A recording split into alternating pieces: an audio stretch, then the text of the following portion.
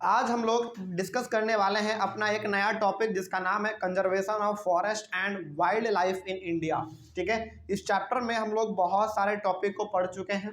ठीक है, यानी कि 2-3 क्लास तो हमारा इस चैप्टर का हो चुका है। ठीक है, तो आज हमारा एक नया टॉपिक है conservation of forest and wild life in India. यानी कि आज हम लोग बात करने वाले हैं, हालांकि फॉरेस्ट क्या होता है, वाइल्ड लाइफ क्या है, ये हमारे लिए क्यों इंपॉर्टेंट है, क्या कुछ होता है इसमें, सब कुछ हम लोग जान चुके हैं पिछले कुछ क्लासों में, है ना। लेकिन आज हम लोग जानेंगे कि आखिर हम लोग फॉरेस्ट को और वाइल्ड लाइफ को, यानी कि जंगली पेड़ पौधों को, जानवरों को किस प्रकार से हम लोग कंजर्व कर सकते हैं, यानी कि किस प्रकार से बचा सकते हैं। ठीक है, चलिए इसी के बारे में हम लोग आज बात करेंगे। सबसे पहले लिखा हुआ है, देखिए, conservation of forest and wild life is essential for us, यानी कि हमारे लिए पेड़ पौधों को बचाना, जंगली जानवरों को बचाना, ये हमारे लिए बहुत इंपॉर्टेंट है, इसेंशियल है। क्योंकि कहीं ना कहीं यदि जानवर है, हमारे पेड़ पौधे हैं, तो ही हमारा एग्जिस्टेंस है। यदि वो खत्म हो जाएंगे तो कहीं ना कहीं हम लोग भी खत्म हो जाएंगे। क्यों? क्योंकि हम लोग पूरी तरीके से डिपेंड है अपने जंगलों पे, अपने जानवरों पे डिपेंड है, खाने के लिए, मिल्क के लिए, मीट के लिए, दही के लिए, दूध के लिए, अलग अलग चीज़ों के लिए हम लोग उस पर डिपेंड है। तो कहीं ना कहीं हम लोग ये कह सकते हैं कि हमारा चाहे जंगल हो या फिर मतलब कि फॉरेस्ट हो, चाहे हमारा कोई जानवर हो, उसको बचाना हमारे लिए बहुत ही इसेंशियल है, क्योंकि वो बचेगा तो हम बचे हुए रहेंगे। ठीक है, आगे क्यों जरूरी है? Because it preserves the biological diversity. इसलिए जरूरी है क्योंकि फॉरेस्ट और वाइल्ड लाइफ हमारे बायोलॉजिकल डाइवर्सिटी को बचा के रखता है, प्रिजर्व करता है। बायोलॉजिकल डाइवर्सिटी का मतलब हमने आपको पहले ही बताया था, मतलब कि इसका मतलब ये हो गया कि यदि हमारा जंगल, मतलब कि हमारा फॉरेस्ट या फिर हमारा जंगली जानवर, ये सब बचे हुए रहेंगे तो कहीं ना कहीं हमारा एक सिस्टम चलता रहेगा, है ना। हम डिपेंड रहेंगे एनिमल के ऊपर, एनिमल डिपेंड रहेगा हमारे ऊपर, ये हमेशा बार बार चलता रहेगा। और बायोलॉजिकल डाइवर्सिटी का मतलब ये हो गया कि, हालांकि हमने आपको पहले बताया था इसका मतलब, एक बार फिर से बता रहे हैं। बायोलॉजिकल डाइवर्सिटी का मतलब ये है, पहले तो बायोलॉजिकल का मतलब समझिए। बायोलॉजिकल का मतलब है कि जो भी लिविंग थिंग्स है ना, वो अलग अलग प्रकार के हैं आपके पास। आप लिविंग थिंग्स में जानवरों का लेते हैं तो जानवर का कितना सारा प्रकार है, हाथी है, घोड़ा है, हिरन है, बाघ है, शेर है, कितना चीज है ना। तो ये हो गया हमारा बायोलॉजिकल चीजें जो कि जिंदा है। और डाइवर्सिटी का मतलब हो गया इसी में अलग अलग प्रकार का, डाइवर्सिटी मतलब विविधता। तो बायोलॉजिकल डाइवर्सिटी का मतलब ये हो गया कि आपके आसपास लिविंग थिंग्स अलग अलग प्रकार के हैं, और अलग अलग प्रकार के लिविंग थिंग्स आपके सामने तभी रह पाएंगे जब आप फॉरेस्ट और वाइल्ड लाइफ को प्रोजेक्ट यानी कि कंजर्व कीजिएगा, उसको प्रोटेक्ट कीजिएगा। नहीं कीजिएगा तो शिकारी आएंगे, जानवरों को मार के लेके चले जाएंगे, लोग आएंगे जंगलों को काट के लेके चले जाएंगे, है ना। तो कहीं ना कहीं हम कह सकते हैं कि यदि आप चाहते हैं कि हमारे आसपास हरियाली रहे, हमारा बायोलॉजिकल डाइवर्सिटी यानी कि अलग अलग प्रकार के जानवर, पेड़ पौधे हमारे सामने रहे, तो कहीं ना कहीं हम ये कह सकते हैं कि उसको बचाना जरूरी है। ठीक है, and our life support system like air, water and soil.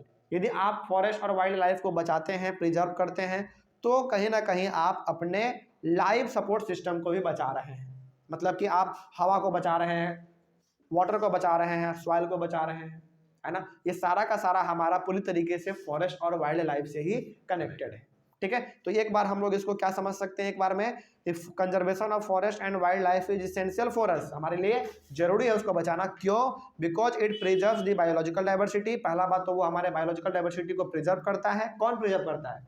Forest और वाइल्ड लाइफ, वो प्रिजर्व करता है।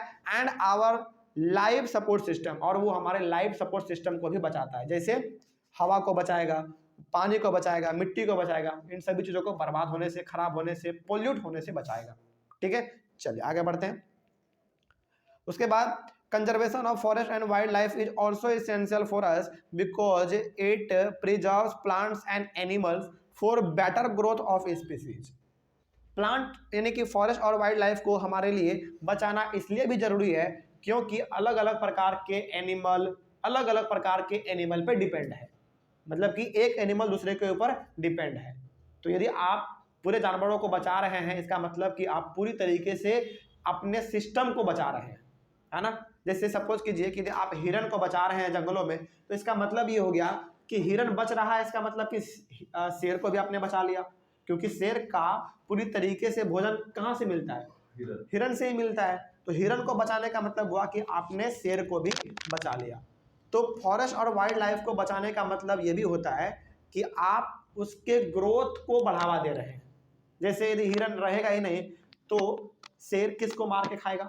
उसका ग्रोथ हो पाएगा? बिल्कुल भी नहीं हो पाएगा। तो वही यहाँ पे बात लिखा गया था कि conservation of forest and wild life is also essential for us because it preserves plants and animals for better growth of species। तो अलग अलग प्रकार के एनिमल, अलग अलग प्रकार के पेड़ पौधे हमारा अच्छी तरीके से ग्रो कर पाए, इसके लिए भी हमको प्लांट और एनिमल को बचाने का जरूरत है। ठीक है, नहीं बचाएंगे तो हमारे पास बचेगा नहीं, और वो नहीं बचेगा तो हम लोग भी नहीं बच पाएंगे। ठीक है, आगे बढ़ते हैं।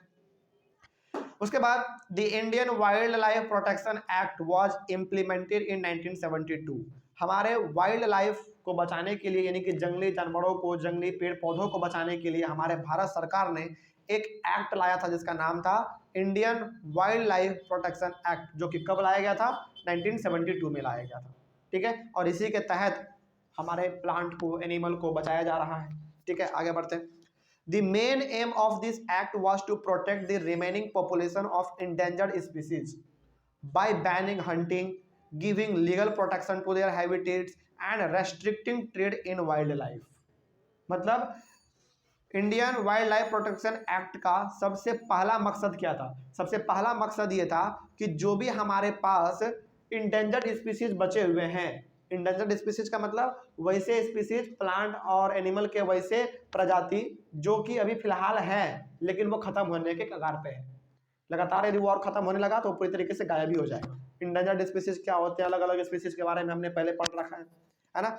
तो मेन एम जो हमारा इस एक्ट का है वो ये है कि जो भी हमारा इंडेंजर्ड स्पीसीज आज के समय में बचा खुचा है उसको क्या करो?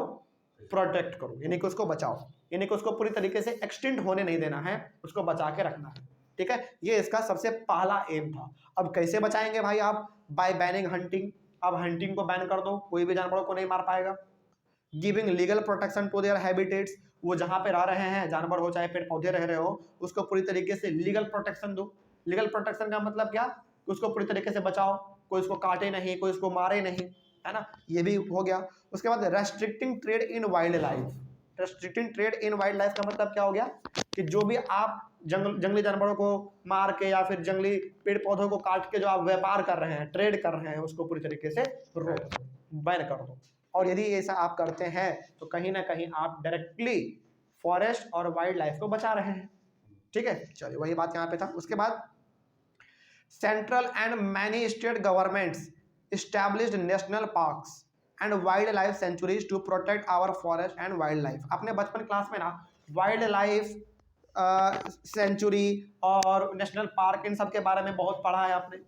तो नेशनल पार्क हो गया, वाइल्ड लाइफ सेंचुरी हो गया, पटना हमारे पास एक जू भी है यहाँ पटना में, तो जू हो गया, वाइल्ड लाइफ सेंचुरी हो गया, नेशनल पार्क हो गया। ये सब क्यों स्टैब्लिश किया जाता है? ताकि हमारे फॉरेस्ट के साथ साथ वाइल्ड लाइफ को भी बचाया जा सके। इसका मकसद तो खैर ही होता है। ऐसा तो नहीं होता है कि हम बहुत बड़े नेशनल पार्क को बना दिए हैं और वहां पर जाके कपल घूमेंगे, ऐसा तो नहीं है, लोग पिकनिक मनाएंगे, ऐसा तो नहीं है। बेसिकली नेशनल पार्क हो गया, वाइल्ड लाइफ सेंचुरी हो गया, जू हो गया, इन सब का निर्माण इसलिए किया जाता है ताकि हमारे वाइल्ड लाइफ और फॉरेस्ट को बचाया जा सके, उसके हरियाली को मेंटेन रखा जा सके। ठीक है, आगे बढ़ते हैं। तो ये हमारे सेंट्रल गवर्नमेंट भी कर रहे हैं और बहुत सारे स्टेट भी मिलकर अपना कर रहा है। जैसे हमारे बिहार में देख लीजिए, सबसे पटना जू, यहाँ पे आप जाइए, आपको कितना एकदम सुंदर माहौल मिलेगा, प्लांट का कमी नहीं है पटना जू में। उसके बाद फिर एनिमल का भी कमी नहीं है, पक्षी जानवर किसी भी चीज़ का कमी नहीं है। तो ऐसे ऐसे एरिया इसलिए बनाए जाते हैं ताकि वहाँ पे हमारे इन्वायरमेंट को मेंटेन किया जा सके, उसको बर्बाद होने से बचाया जा सके। ठीक है, आगे बढ़ते हैं। The central government also announced several projects for protecting specific animals like tiger. अब यहाँ पे होता है क्या ना, बहुत बार सेंट्रल गवर्नमेंट ने अलग अलग प्रकार के जानवरों को बचाने के लिए अलग अलग प्रोजेक्ट भी निकालते रहते हैं। जैसे आपने बचपन क्लास में पढ़ा होगा, project tiger, project elephant, project lion, project deer, project crocodile. ये सब क्या है? ये सेंट्रल गवर्नमेंट के द्वारा निकाला गया एक ऐसा प्रोजेक्ट है जिसके तहत किसी एक जानवर को बचाया जाएगा। जैसे प्रोजेक्ट टाइगर, इसका मतलब क्या हुआ कि टाइगर को बचाओ। प्रोजेक्ट एलिफेंट, इसका मतलब क्या हुआ? एलिफेंट को बचाओ। ठीक है, तो सेंट्रल गवर्नमेंट समय समय पे अलग अलग प्रकार के जानवरों को या फिर अलग अलग प्रकार के पेड़ पौधों को बचाने के लिए अलग अलग प्रोजेक्ट वो निकालते रहते हैं। ठीक है, तो उन्होंने निकाला है, जैसे देखिए यहाँ पे, the central government also announced several projects for protecting specific animals like tiger.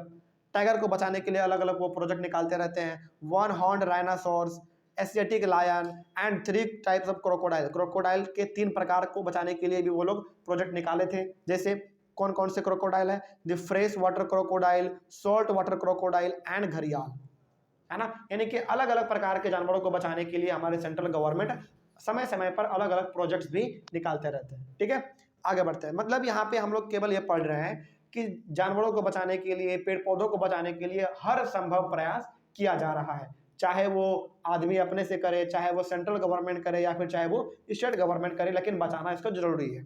हर कोई इसको बचा रहा है क्योंकि सबको मालूम है कि हमारा फॉरेस्ट और वाइल्ड लाइफ बचा रहेगा तो हमारा जीवन भी बचा रहेगा, नहीं तो फिर कोई भी किसी काम का नहीं रहेगा। ठीक है, आगे। Indian elephant, black buck, great Indian bustard, snow leopard etcetera have been given full legal protection against hunting and trade throughout India. हमारे पास कुछ ऐसे भी एनिमल है भारत में जिनको कि स्पेशल प्रोटेक्शन मिलता है। स्पेशल प्रोटेक्शन क्यों? क्योंकि वो हमारे इन्वायरमेंट के लिए ज़्यादा जरूरी है। बात समझ में आ रही है?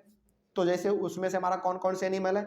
इंडियन एलिफेंट हो गया, ब्लैक बक हो गया, ग्रेट इंडियन बस्टर्ड हो गया, स्नो लियोपर्ड हो गया, और भी बहुत सारे एनिमल्स हैं जिनको कि पूरी तरीके से फुल लीगल प्रोटेक्शन मिल रहा है। फुल लीगल प्रोटेक्शन का मतलब कोई भी उसको छुएगा तक नहीं, इस प्रकार का। ठीक है, हंटिंग पूरी तरीके से बैन कर दिया जाता है पूरे भारत में, यानी कि पूरे भारत में इस सारे जानवर को स्पेशल प्रोटेक्शन मिलता है ताकि इनको अच्छी तरीके से बचाया जा सके, और ये एनवायरनमेंट के लिए एसेंशियल होता है, इसीलिए इसको बचाने पे इतना जोर दिया जाता है। ठीक है, चलिए आगे बढ़ते हैं।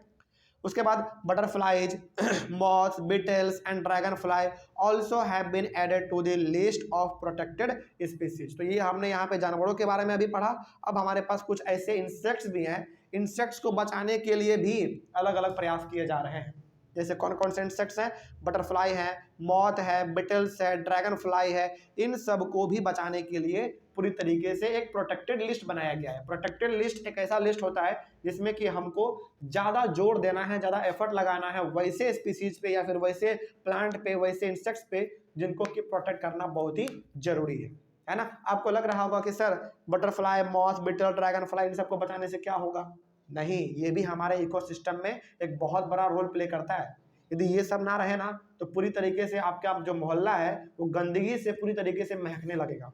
लेकिन ये सब है जो कि हमारे इकोसिस्टम को बैलेंस किए हुए है, ये सब बर्बाद हो जाएगा। इसका मतलब आप ये भी समझिए कि हमारे आसपास जो चींटी रहते हैं, यदि धरती से चींटी भी गायब हो जाए ना तो हमारा लाइफ सिस्टम खतरे में पड़ जाएगा। तो हमारे लिए चींटी भी इंपॉर्टेंट है। ठीक है, तो ये कुछ हमारे ऐसे मेजर्स हमने पढ़े हैं, ऐसे ऐसे पॉइंट्स के बारे में हमने भी बात किया है जिनको कि बचाना बहुत ही जरूरी है। ठीक है, तो ये जो हमारा टॉपिक था, इस टॉपिक में हमने बहुत सारा चीज़ों को पढ़ लिया है, और टॉपिक का नाम बेसिकली आपका conservation of forest and wild life in India था। तो इस टॉपिक में कोई डाउट अब नहीं ना? चलिए, तो कोई डाउट नहीं है तो बहुत ही अच्छी चीज़ों को हम लोग पढ़ चुके हैं। अगले वाले क्लास में हम लोग एक नया टॉपिक और शुरू करेंगे जिसका नाम है types and distribution of forest and wild life resources. ठीक है, चलिए मिलते हैं अगले वाले क्लास में। Thank you very much.